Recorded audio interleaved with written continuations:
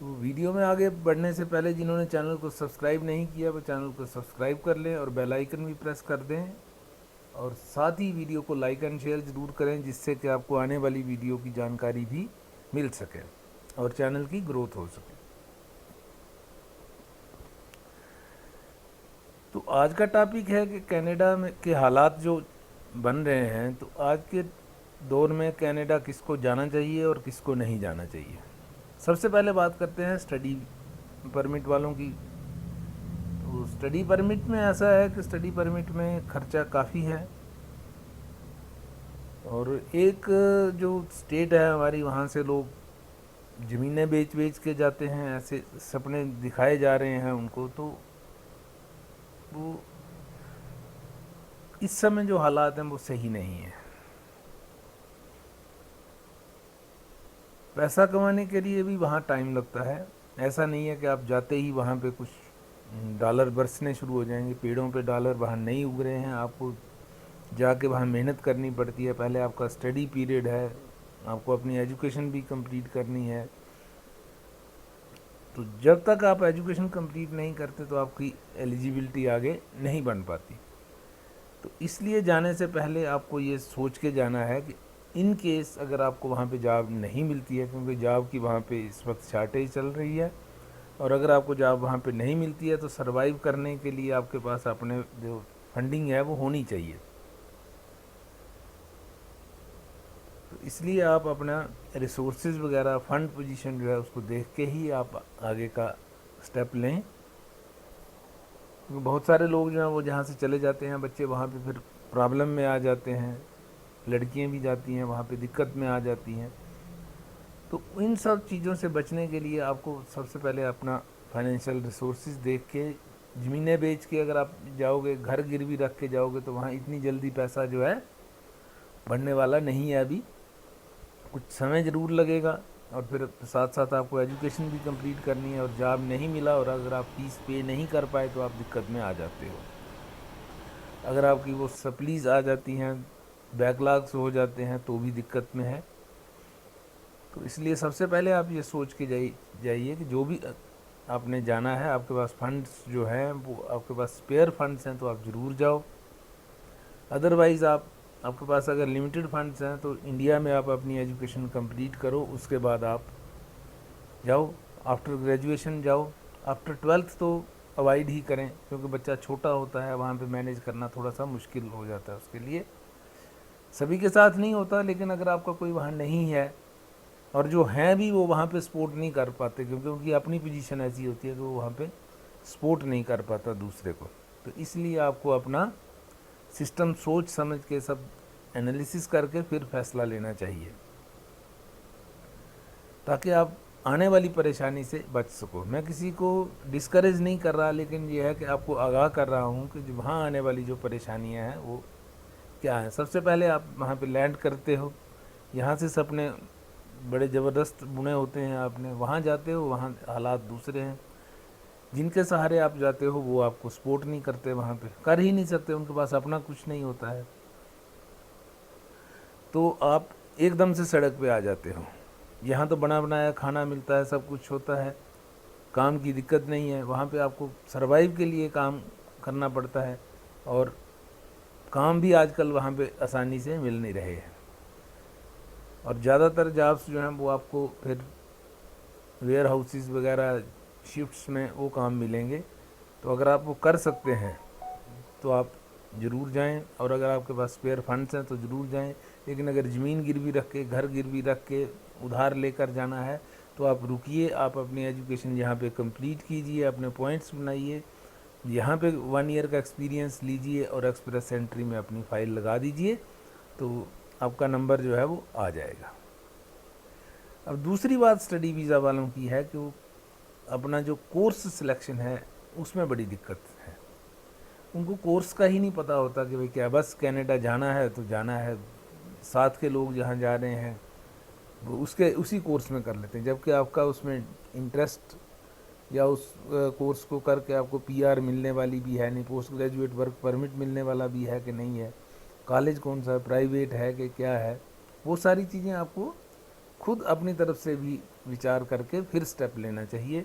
Otherwise क्या है कि वहाँ जाके पिछले दिनों काफ़ी सारे कॉलेज जो हैं वो डी रजिस्टर कर दिए, वो डेजिग्नेटेड लर्निंग इंस्टीट्यूट्स भी नहीं थे, DLI लाइसेंस भी उनके ख़त्म हो गए, तो बहुत सारे बच्चों को फीसें भी वापस नहीं मिली। तो काफ़ी सारी परेशानियां बच्चों को पिछले दिनों झेलनी पड़ी। अगर आप ऐसी परेशानियों से बचना चाहते हैं तो होमवर्क खुद कीजिए, दूसरों के भरोसे नहीं रहिए। अपनी फ़ाइल जो लगाते हो उसको स्टडी कीजिए। उस फाइल में जैसे 700 डिपोर्टेशन के केसेस हैं वहाँ पे, तो वो इसीलिए फंसे कि उन्होंने खुद होमवर्क नहीं किया, देखा ही नहीं क्या उसमें फ़ाइल में सिर्फ वीज़ा चाहिए। वीज़ा अगर आप गलत डॉक्यूमेंट्स लगा के वीज़ा लेते हो तो वो आज नहीं तो कल कहीं ना कहीं पकड़े जाएंगे और दिक्कत हो जाएगी। फिर डिपोर्टेशन का मसला वो सारा जैसे 700 कैंडिडेट्स को बन रहा है वो सबके साथ बन जाता है। तो आपको पहले से अपनी फ़ाइल में जो डॉक्यूमेंट लगा रहे हैं फेक नहीं होना चाहिए, जेन्युइन डॉक्यूमेंट्स लगाइए, जो आपकी क्वालिफ़िकेशन है, जो आपकी फंड्स पोजीशन है, कॉलेज की जो है सारी स्टडी आप कीजिए, कौन सा कॉलेज है, क्या है, कोर्स कौन सा ले रहे हैं, वो कोर्स की रेलेवेंस क्या है, आपकी प्रीवियस एजुकेशन और आगे जो आप करना चाहते हैं उसके साथ क्या रेलेवेंस है, जॉब रेलेवेंस क्या है कोर्स की, ये भी आपको ध्यान में रखना होगा। अगर उस कोर्स पे जॉब ही नहीं मिलेगा तो भी मुश्किल है। तो आप ये सारे फैक्टर्स काउंट कीजिए, उसके बाद अपना कोर्स चूज़ कीजिए, अपना कॉलेज चूज़ कीजिए। और सबसे बड़ी बात है कि आपकी पेइंग कैपेसिटी के हिसाब से कॉलेज की फ़ीस भी जाएगी, और 1 ईयर की एडवांस फीस जाती है, तो आपको वो उसी हिसाब से आपको मैनेज भी करना है, और साथ ही साथ GIC के पैसे भी भरने हैं। तो ये सारी चीज़ें जो है आपको सोच के फिर आगे स्टेप लेना है। ऐसे नहीं देखा देखी नहीं, भेड़ चाल में जाके आप फंस जाओगे। अगर आपको जॉब नहीं मिला, 2 महीने 3 महीने जॉब नहीं मिला, तो घर से जो लाए थे पैसे वो तो ख़त्म हो जाएंगे, पीछे कोई फंडिंग करने वाला है नहीं, तो फिर उल्टे सीधे काम में फंस जाता है आदमी। या तो पढ़ाई छोड़ के सीधा काम पे आ जाता है, वो काम मिलने पे है, तो पढ़ाई छोड़ दोगे तो भी मुश्किल है, तो आपको आगे पोस्ट ग्रेजुएट वर्क परमिट नहीं मिलना, फिर वो दूसरी दिक्कतें शुरू हो जाएंगी। तो इन चीज़ों से बचने के लिए आपको सारा होमवर्क करके अपना एनालाइज़ कीजिए कि मैं कौन सा कोर्स ले रहा हूँ, कौन से कॉलेज में जाना है, कहाँ जाना है, वहाँ का क्लाइमेट भी आप स्टडी कर लीजिए। वहाँ -20-30 तक टेम्परेचर चला जाता है सर्दियों में, बर्फ़ ही बर्फ़ होती है। आप अपने आप को पूरा प्रोज एंड कॉन्स जो है वो वे करके चलिए, तो आपको दिक्कत नहीं आने वाली है। वीडियोस देखिए, यूट्यूब पे काफ़ी सारे लोगों ने वीडियो डाले हुए हैं, अपने एक्सपीरियंस शेयर किए हुए हैं, आप उनको देखिए, आपको समझ आएगा कि मुझे क्या करना चाहिए और क्या नहीं करना चाहिए। एजुकेशन जो है वो इंडिया में भी अच्छी है। आप ग्रेजुएशन के बाद जाते हो, थोड़ा मैच्योर भी हो जाते हो, और जो सिचुएशन है उसको हैंडल करना भी आपको आ जाता है। और अगर 1 ईयर एक्सपीरियंस के बाद वर्क परमिट लेके जाते हो तो भी आपको बेनिफिट उसका रहेगा। 12th के बाद जाने में थोड़ी सी आपको, एक तो इमेच्योर होता है बच्चा, दूसरा ये है कि जॉब वगैरह मिलते नहीं हैं, और पढ़ाई भी थोड़ी सी ग्रेजुएशन में स्ट्रांग होती है, तो बच्चा फिर थोड़ा सा स्ट्रेस में आ जाता है, क्योंकि 12th पास जिस बच्चे ने की है उसने अभी लाइफ देखी नहीं है, इतनी हार्डशिप्स तो बिल्कुल नहीं देखी होती हैं, तो वहाँ जाके स्ट्रेस में आ जाता है और फिर दिक्कत हो जाती है। तो जो भी लड़के लड़कियाँ वहाँ जाते हैं वो सारा देखिए, उसके बाद आगे का स्टेप लीजिए। तीसरी बात यह है, कुछ लोग जैसे अच्छा वाला जॉब यहाँ पे है, 2-3 लाख रुपया मंथली जिनकी इनकम है, उनको जाते ही वहाँ वो जॉब छोड़ के जाते हैं। कई बार कुछ एग्जांपल्स ऐसी हैं कि वहाँ पे उनको अच्छा मिला है सिस्टम, अच्छी जॉब्स मिल गई हैं, अच्छी इनकम वाले जॉब्स मिल गए हैं, लेकिन कुछ ऐसी एग्जांपल्स भी हैं कि जिनको किसी और जॉब में काम करना पड़ा, क्लीनिंग में जाना पड़ा, होटल्स में काम करना पड़ा, जो कि यहाँ पे मैनेजर लेवल पे थे, 2-3 लाख रुपए महीने का कमा रहे थे, वहाँ पे जॉबलेस होके भी रहना पड़ा है। तो ये सब चीज़ें वहाँ पे जाते ही आपको कुछ मिलने वाला इतनी जल्दी से नहीं है, अनटिल एंड अनलेस आप कंपनी की तरफ से कहीं स्पॉन्सरशिप में जा रहे हो, एक कंपनी ही आपको वहाँ पे भेज रही है तो बात दूसरी है। अदरवाइज़ अगर आपको खुद से जॉब सर्च करना है तो इंडिया से ही जॉब सर्च करना शुरू कर दीजिए, अपने होम कंट्री से ही, जिससे कि आपको वहाँ जाके दिक्कत ना हो। और ये ज़रूर सोच के चलिए कि आपको जो आपकी प्रोफाइल यहाँ है उस प्रोफाइल का जॉब जाते ही नहीं मिलेगा। 6 महीने लगे, साल लगे, 3 महीने लगे, समय लगता है। जाते ही आपको अगर कोई छोटे लेवल का काम भी करना पड़े, मीनियल जॉब्स भी करने पड़ेंगे, तो उसमें कोई बड़ी बात नहीं है, आपको करने पड़ते हैं। सभी लोग वहाँ जाके करते हैं। तो आप इन चीज़ों को ध्यान में रखते हुए फिर कनाडा का प्लान बनाएं। इस समय वैसे भी जॉब मार्केट जो है कनाडा में जॉब्स की कमी है, ले ऑफ्स भी काफ़ी चल रहे हैं। तो आप इस समय जो मूव करने का प्लान बना रहे हैं तो आप सोच समझ के बनाइए। आप वहाँ का पूरा जो है पक्का कर लीजिए, उसके बाद मूव करने की सोचिए। ऐसे अफरा तफरी में जब भागम भाग में जाने की ज़रूरत नहीं है। आप वहाँ जाके प्रॉब्लम में फंस जाते हो, वहाँ जाके कोई हेल्प करने वाला नहीं है, पेरेंट्स भी नहीं कर पाते हैं।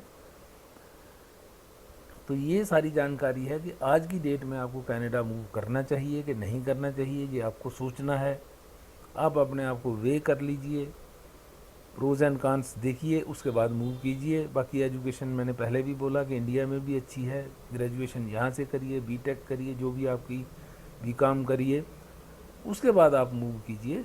आपके लिए रास्ता थोड़ा सा आसान, ज़्यादा आसान तो नहीं होगा, ज़्यादा आसान तो जो एक्सपीरियंस्ड होगा उनके लिए भी नहीं होगा जैसे मैंने बोला, लेकिन आप अगर थोड़ा सा मेच्योरिटी लेवल पे जाते हैं तो आपके लिए थोड़ा सा आसान हो जाएगा, चीज़ों को आप अंडरस्टैंड कर सकते हैं।